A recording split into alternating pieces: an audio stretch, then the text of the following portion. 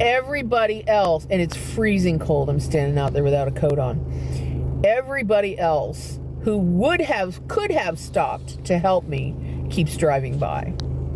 You know.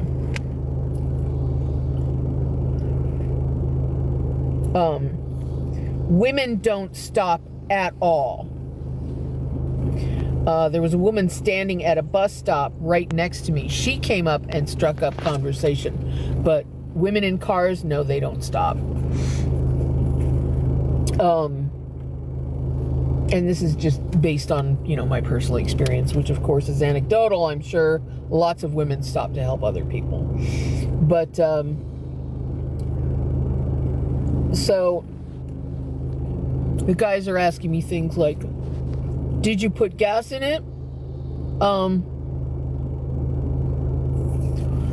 Is there oil in the motor? Like, holy shit. Just go away. Please, just go away and take your misogyny with you. Not every woman who has car trouble has let the oil drain out of the motor. Go away. And, so, yeah, it is cold here. Yes, it is. It snowed today, so yes. It didn't snow a lot, but, enough to be frickin' cold. So, and it's a little windy. So, anyway.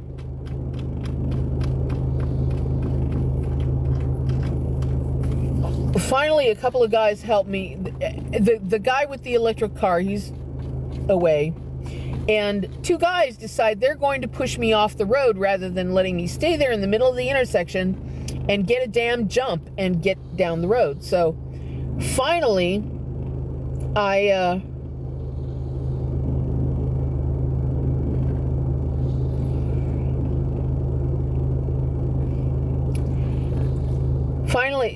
get the car off the road, right?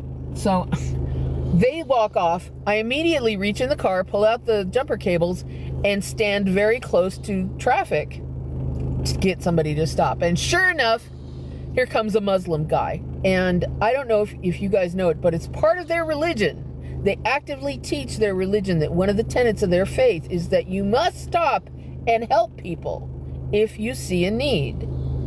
So he pulls over and he doesn't really comprehend that I need to charge the battery a little bit. But he does give me a jump and he waits a couple of minutes before he pulls the cables off. So I'm like, okay, I gotta go like hell. So thank you very much. And I jump in the car and I go like hell. And I die again about a quarter of a mile from my destination. At this point, a policeman pulls in behind me. And Chester, that was a terrible noise, buddy. I don't know what you did back there, but I'm sure it's going to be dangerous. I'll clean it up in a minute. So, I'm standing out there with the cables. The cop went back in the car, and I'm holding the cables out. And finally, somebody in an old raggedy pickup truck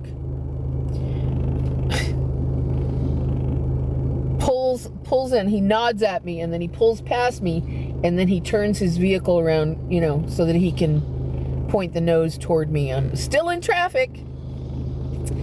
So, we charge the battery for a couple of minutes, and I talk him into following me down to the place where I'm going to drop the car off, or put the car anyway, and then taking me up to go get a serpentine belt for the car.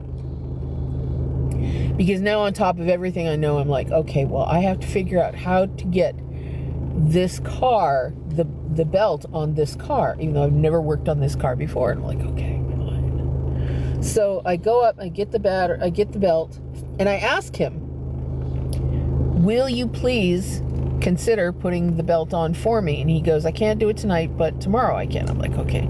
So now I'm plotting in my head where I'm going to sleep with the cats tonight, right? So I get the car there. I invite him to come meet the group at Blooming Labs. because we meet once a week on Wednesdays, and tell him about the place, and he's interested in joining, which is nice because, you know, more members means more skill. So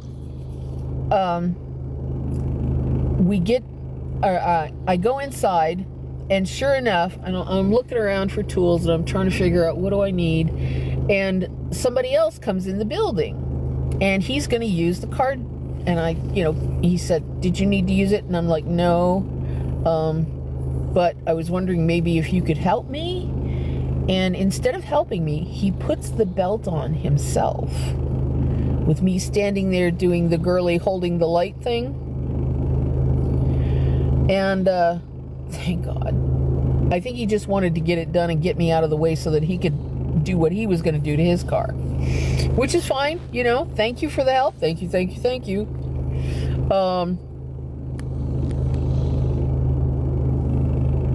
And the belt is on, but it's making a squeaky noise.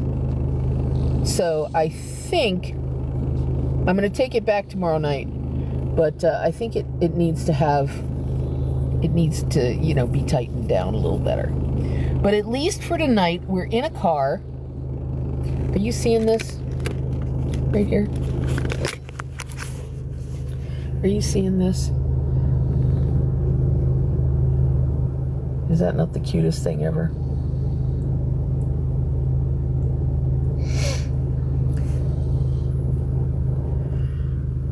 So I have the car running fairly well. We'll give it a B plus.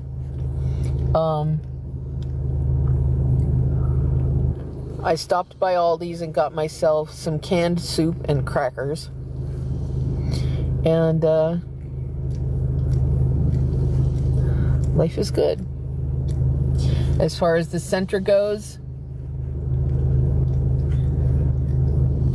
I don't know what's going to happen. Isn't she cute? Oh my God, she's so cute. Oh yes, I know, baby.